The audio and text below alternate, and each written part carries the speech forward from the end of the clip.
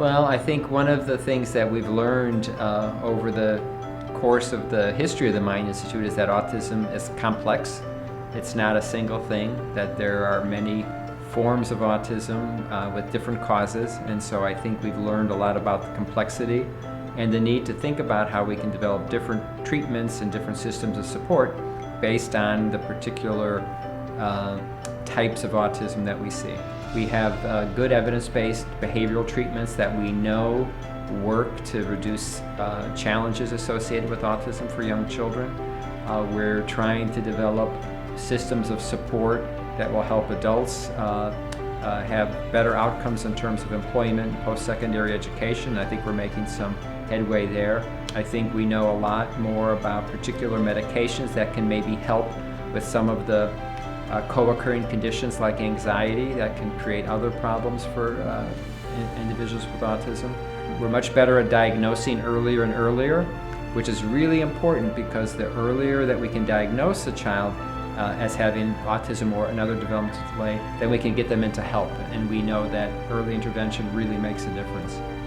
Because of my colleague, Dr. Randi Hagerman, we have collaborations with people all over the world, and we get to travel and see what they can do. And the one thing that I've taken away from that travel and those experiences is there are many incredibly talented, knowledgeable, committed people all over the world. We're really fortunate in this country because we have a lot more resources to train people, a lot more resources to support families, a lot more resources for our research. We have here something called the International Training Program in Neurodevelopmental Disabilities, and the idea of the program is to bring folks from all over the world who are already professionals. Maybe they're researchers, maybe they're clinicians, maybe they're physicians, psychologists. Bring them here to spend anywhere from 3 months to a year kind of learning how we do things, working with a mentor.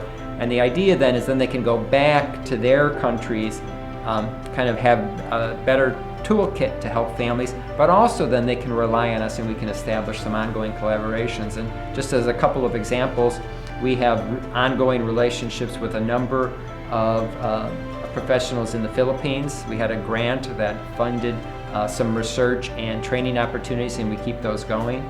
Right before the pandemic, we went to Serbia to help do a set of trainings for people in that part of the world. And so, we really feel it's our responsibility and our privilege, because we have these resources, that we can help people in other countries.